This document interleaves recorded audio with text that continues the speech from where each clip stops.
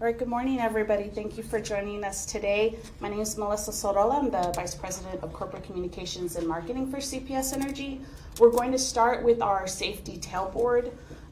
We are at 500 McCullough. Your nearest exits are right outside this door. You would go through the door and into the parking lot in case of an emergency. In the case of emergency, Dana Sotoday is going to call 911. Sidney Caldwell will direct our emergency responders. Miguel Vargas will do the AED. Ashika Gonzalez will do CPR. And the fire extinguisher, Daniel Rendon, will get the fire extinguisher for us, and just be aware of present hazards, which include your chairs, your bags, your stands.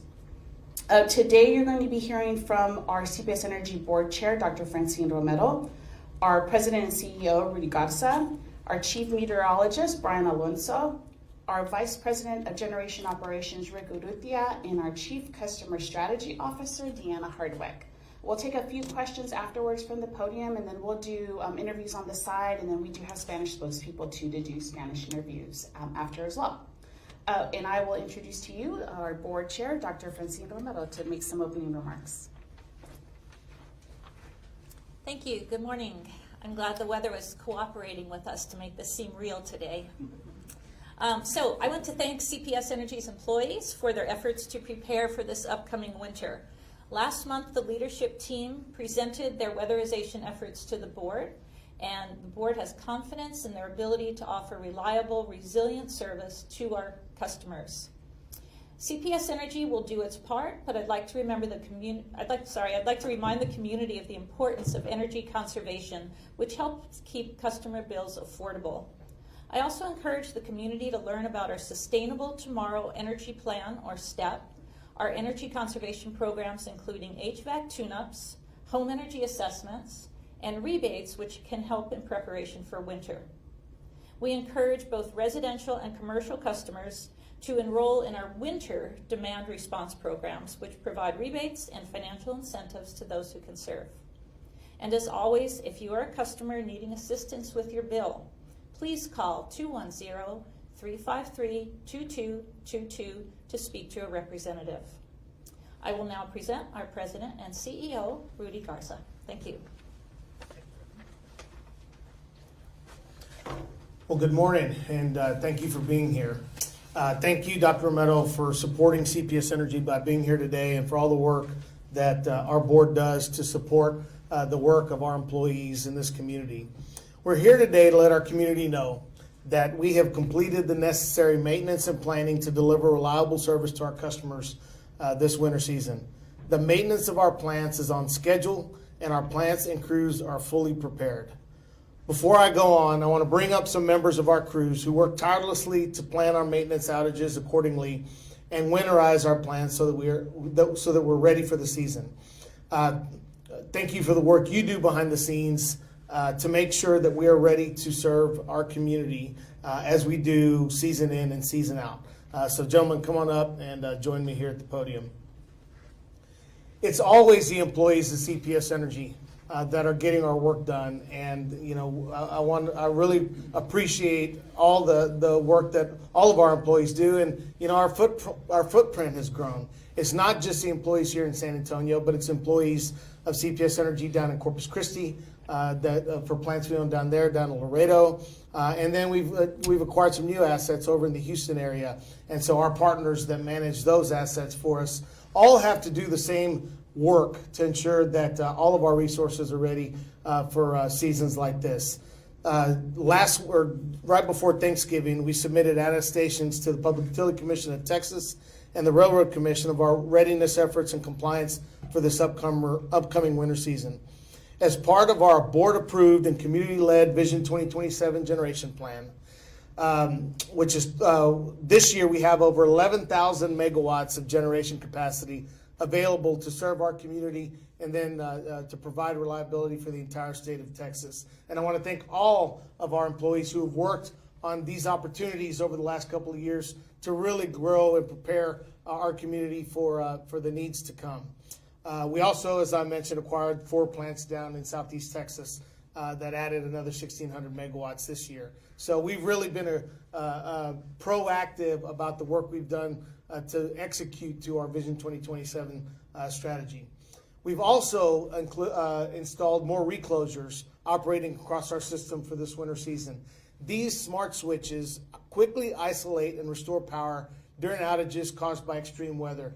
Reclosures on our distribution system are really what make our system more resilient. Resiliency is our ability to recover from a major event, and we have put in the work across our system to make sure that our system is as resilient as it can possibly be. Beyond securing more energy and installing more smart technology, we continue efforts to support tree trimming as well. During freezing rain, trees touching lines are one of the most common causes of outages as those trees weigh down, whether it's rain or ice.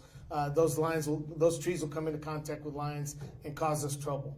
So for this reason, we use more drone technology today than we ever have to ensure that we're monitoring and identifying areas where tree trimming is necessary. This year alone, we're on track to inspect and trim almost 1,000 miles of vegetation encroaching into our infrastructure across the entire system. Given that this winter will also have a risk of wildfires, there's always wildfire risk when winds pick up, primarily in our northwest area of our service territory. We've done some training exercises with Bexar County Office of Emergency Management to ensure that our processes are adequate to respond accordingly. We also conduct extreme weather and load shedding drills with ERCOT to ensure that if the need arises to shed load, which is what happened back during Winter Storm Uri, that our system is prepared to handle whatever it is that ERCOT needs from us to ensure reliability across the state.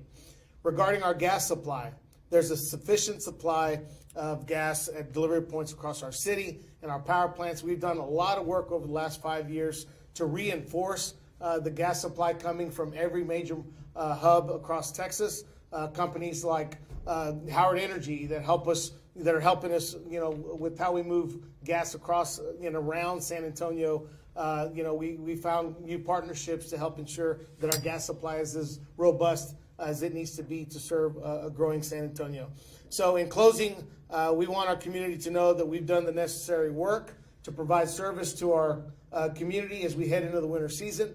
I want to thank our leaders that I have here today, as well as our employees behind me and those that can't be represented here, who work hard to make sure we're ready to serve our community during the winter months. We have done our job. We're ready to go. I hope that the media and the community feels like these seasonal prep sessions are becoming more routine, which is exactly how we want the community to feel. We are ready for anything that Mother Nature has to throw at us this winter, but I'm proud of the fact that it's been quite some time since we've had a winter or summer event that has impacted our customers, and we hope to keep it that way this winter season. So with that, I am going to turn it over to our main man, our meteorologist, who's one of the best in the business, Brian Alonso, who will walk you through what he sees coming this winter season. And team, thank you for being here. I'm very proud of the work that y'all have done, so appreciate you being with us today.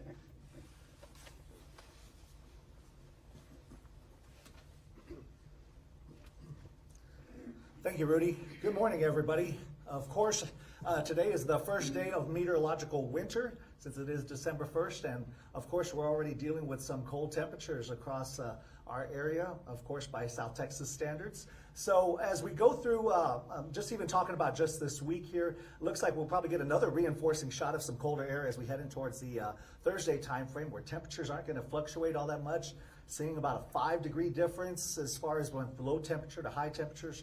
Looking at Thursday morning, starting off right around 49, with a high temperature right around 54. So it's going to be cloudy, windy. So also it's going to be kind of one of these raw days here. So yeah, for us, winter pretty much is already here for us. But as we look at our forecast, as we go through the next 3 months here, we are already in a La Nina type pattern. Well, what is exactly La Nina? Well, La Nina is the cooling of the waters in the equatorial Pacific, and that affects how the jet stream reacts.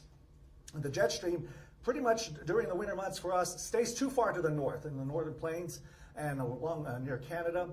So what happens is that's where storm systems travel, and that's where most of those storm systems stay. So we kind of miss out on a lot of that active weather, and as well as the cold air. However, there are times when that jet stream kind of breaks apart and kind of sends a little bit of some cold air down to South Texas. and that's what we've been experiencing as of late here. So as we look at what's going to be happening as we go through the next 3 months, right now we're looking at precipitation that's going to be below average here across our area, and temperatures are expected to stay slightly above average. Now I know you're probably saying, well, Brian, it's cold outside. What are you talking about above average temperatures? Well, we're going to go through some periods of some warmth here, so that's what we're going to be expecting here. But as far as temperatures, what I'm looking at is we head in towards January and or February.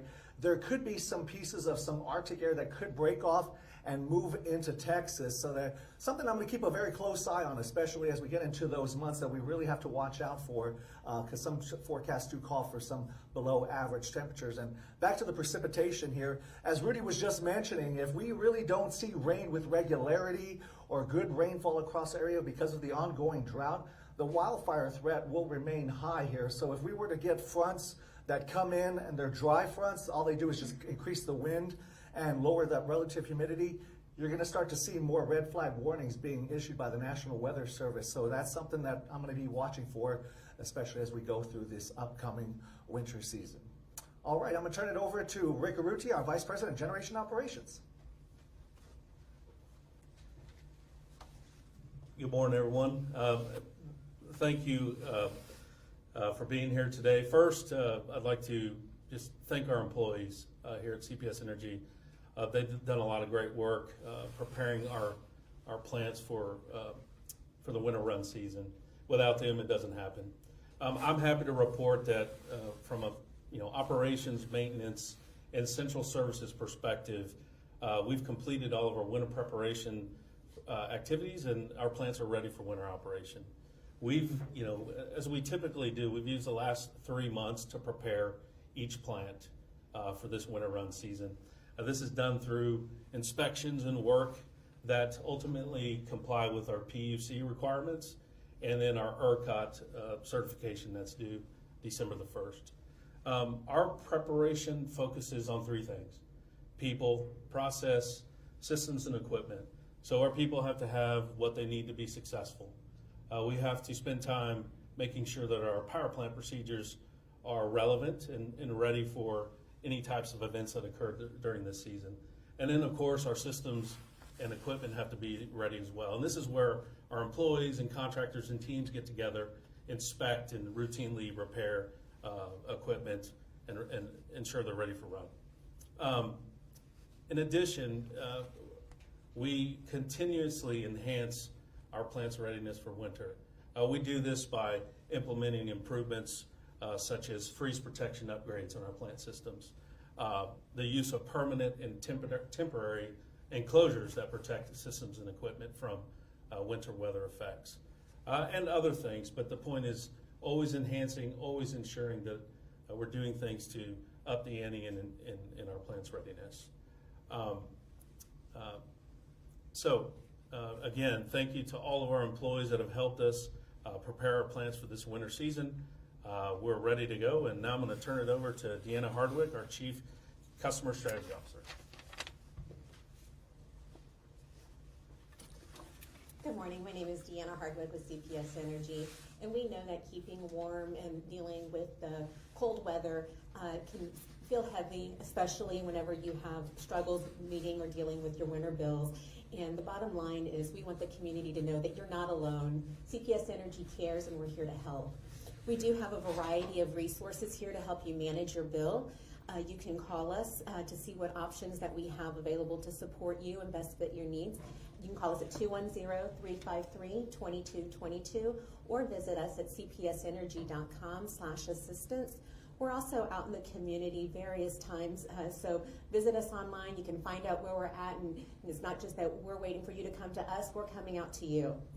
Also, we've launched our online assistance finder, and it's a simple online tool. People can just go on to our website, put in some information, and it'll tell you all the assistance options that we think is best for you. You can also sign up for energy alerts. If you go onto our website, log into your account, or again, call us at 210-353-2222. We can get you set up with alerts for important information. It's via text, email, or phone calls. This allows you to find out if there's weather coming your way, any emergency situations. You can also get updates about your bill or payments, when your payments are due through these alerts. For customers who do rely on medical equipment at home, we do have a critical care program, and we invite you to visit us online at cpsenergy.com/criticalcare, or call us so that we can help add that extra layer of support for you. I also want to remind everybody that we do not disconnect accounts for non-payment during extreme weather. What that means is that if the temperature is at or below 32 degrees for a full day and the forecast stays there, your service will not be disconnected for non-payment. But still, we encourage you to call us or go online or visit us at any of our locations so we can help you find assistance for whenever we are resuming our collections activity. For those of you who are in a good position and want to help a neighbor, it's what we do here in San Antonio, you can donate to our Energy Angels program to support families who need help paying a bill. Again, you can go online to cpsenergy.com or call us and we can help connect you with a family in need. We also want to give you a heads up about a scam warning that CPS Energy will never call you demanding immediate payment or threatening disconnection. If you get a call like that, hang up and go to cpsenergy.com/scams to learn how to protect yourselves. Lastly, we know with the winter chill comes the need to use more natural gas to heat your homes. As your safety is our top priority, we ask that if you do smell gas that you call 911 or 210-353-HELP. We want to be able to check any potential issues to protect you and our community. With that, I'll turn it over to Melissa Sorolla to talk about how all of us can conserve energy and help our community stay safe this winter. Thank you, and thank you, everybody. You heard a lot about how we're prepared. Deanna mentioned too how we want our customers to be prepared and save money this winter season. We are in our second year of our the Chameleon Color-Coded Energy Conservation Campaign. Today is a green day, so you will see in our marketing efforts in English and Spanish across the city and our website these conservation levels. So I mentioned today's a green day. If we think things are going to get tight, if we hear from ERCOT that there's a grid emergency, we will only go into orange and red if ERCOT deems that as an emergency. So please follow along us on social media, and customers can learn valuable tips on our Conserve and Save website. We're going to get you all those websites so that you have them handy to share with our customers as well too.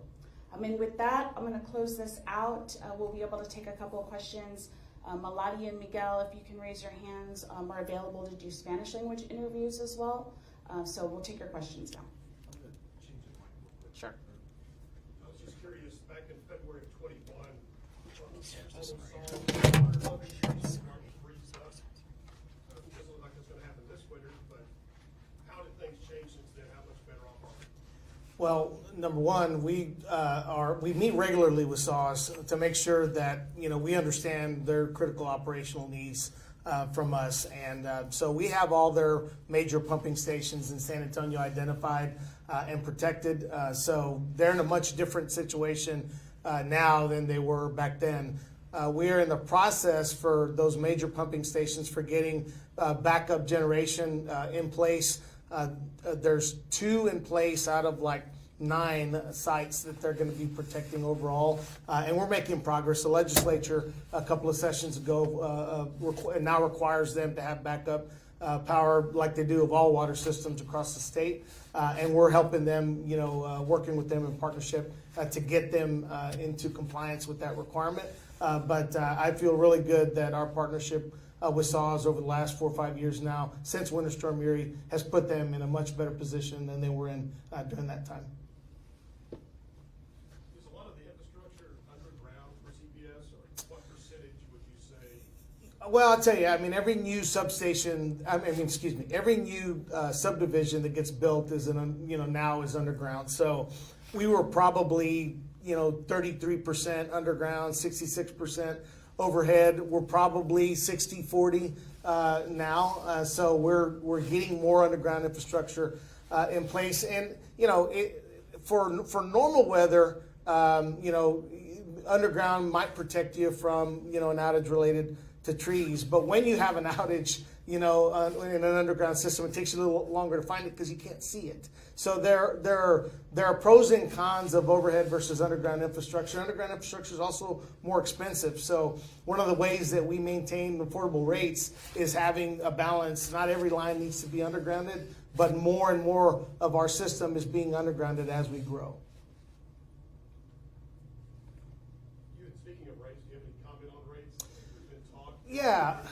Well, what we committed to, post Winter Storm Uri, we were going to have a conversation with our community about our financial health every couple of years. Because of some of the moves we've made on the generation side of the business and just normal efficiencies that we work on year in and year out, we were really supposed to be in to have a conversation about rates last year. We were able to defer that to next year, and we'll have a conversation with the board starting in February when they consider our budget next year, and we'll see whether there's a need or not in the community. But we have a pretty established process for engaging the board, council, the community in that conversation, and we'll start that process next year.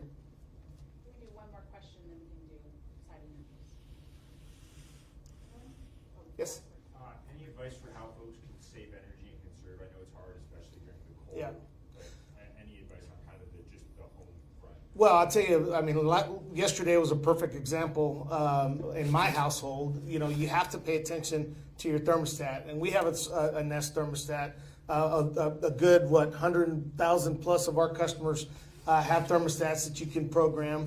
It's really important to make sure that you're programming your thermostat to cover the heat and the cold that you're going to get, as Brian talked about, during the winter season. So, we have kind of a floor that we have our thermostat set so that if it gets below 70, the heat will kick on. But between 70 and 77-ish, then our air conditioner's not running. So, or our heater for that matter. So you got to keep it comfortable, but within limits that will help you establish affordability for your own home. So you just have to pay attention to your household, your business, and how you're using energy, and to the extent you can use the tools that we try to make available to our customers, the information we try to make available. I'll give you another example. About a month ago, I got an email from our system that said, "Hey, you've got high gas usage this month." So I called, I got our gas folks to run out there and check my meter. Sure enough, there was a little bitty leak,